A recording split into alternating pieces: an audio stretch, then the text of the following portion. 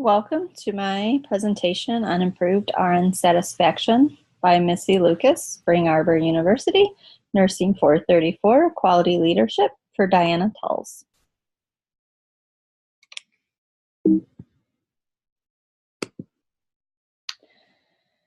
RN satisfaction is important because dissatisfied employees causes negativity and will directly impact providing safe and quality care to patients. Hockenberry and Becker performed a study that provides evidence that the work environment and workloads for nurses affect patient satisfaction.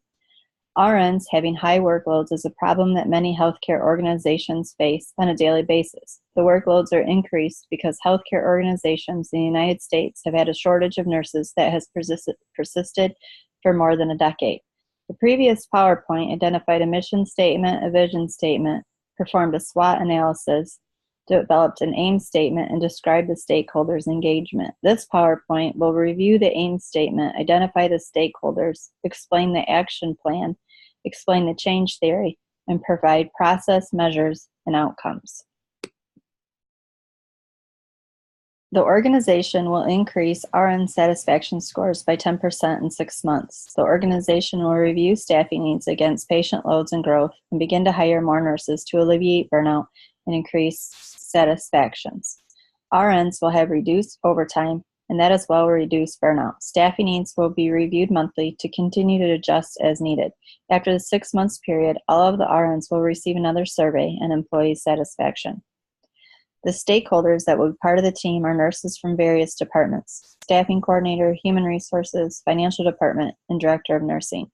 Structure that will be used to facilitate the change in the satisfaction scored will be shared governance. Every individual will demonstrate personal accountability by fully engaging and participating in decisions. Partnership, equity, and accountability all are important factors in shared governance. The change will be put into place by putting into a plan of action. The first action in the plan is to communicate with current working nurses in the organization and determine how satisfied they are with current jobs and determine where the shortfalls lie. The stakeholders will create a survey to get a baseline job satisfaction percentage and provide the information as to why nurses are not fully satisfied with current job. Their survey will be completed and dispersed within 1 month and will be requested back in 1 week from disbursement. The second action in the plan is to determine ways to increase staffing. Take a look at outside agencies such as travel nurses. The plan will include hiring nurses as PRNs to fill in open shifts as needed. Review finances and attempt to provide some financial benefit to joining the organization. Provide referral bonuses to current employees for recruiting new employees. The plan will require to determine how short each nursing department is. The human resource department and department heads will hire 5 new employees monthly until departments are no longer short. This plan will be reviewed monthly to determine the staffing needs. The last action of plan is for the frontline nurses to get involved in peer monthly meetings to review current positions and continually review ways to improve job. The group will have meetings of the minds without management involved. They will discuss problems and areas for improvement. Issues that are felt to be most important should be documented with suggestions for interventions to improve and forwarded to all department heads to review and address at the next monthly staff meeting. Potter's change theory will be used to facilitate the change in the satisfaction of nurses. Step 1 in the change theory is to create a sense of urgency. Nurses will have a few choices of mandatory meetings to attend to roll out that the organization is dedicated to improving satisfaction of nurses. The meeting will need to focus on reducing complacency by providing dramatic, vivid rationales for the need to change. Doing so will include percentages of job satisfaction, turnover rates, and how that financially affects the organization.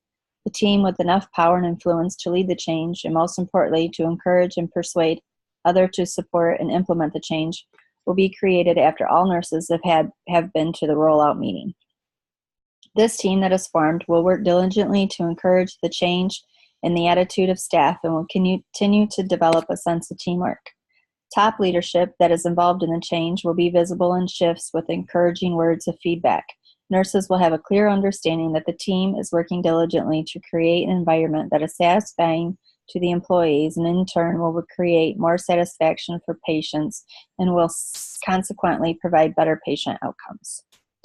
The teams will be reminded weekly via email from top leaders that they are consistently working toward creating a satisfactory working environment. Emails from leaders congratulating employees for noticed achievements and thanking employees who worked overtime hours. Publicly recognizing the good work of all your employees when they go above and beyond, or just give a motivating pat on the back, leads to repeat behavior. Employees will be rewarded for their services by providing small incentives for a job well done. One way is to provide refreshing drinks and small snacks on shifts to show staff that it is recognized that breaks are limited and it is important for the organization for the staff to be eating and having proper nutrition. Providing working nurses with meaningful recognition has demonstrated that nurses receiving this type of acknowledgement about their work have experienced feelings associated with honor, pride, and increased satisfaction.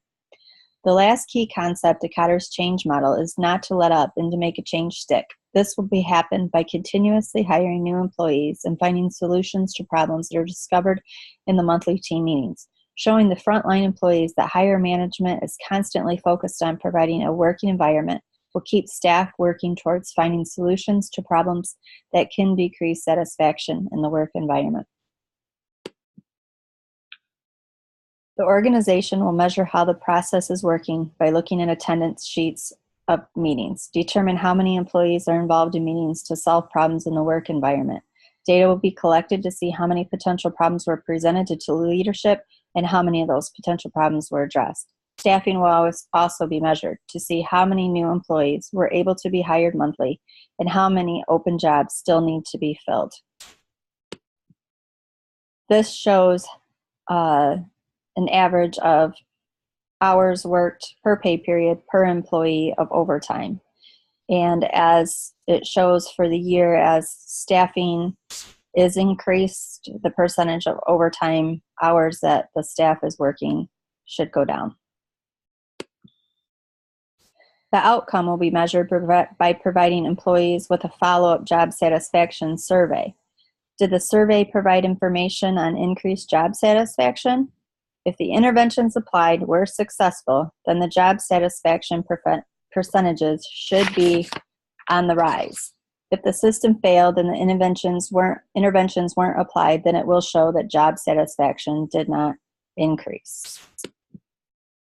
This is showing quarterly results that job satisfaction did increase. And by looking, if you look back at the overtime hours, as overtime hours decrease per person, job satisfaction should increase. In conclusion, the theory is if the organization is able to hire enough nurses and retain current staff to provide enough staffing for the shortages, it will relieve burnout and positively affect the attitude and satisfaction of nurses. Having weekly meetings to empower the frontline staff will give employees empowerment to feel responsible for problems that are not addressed.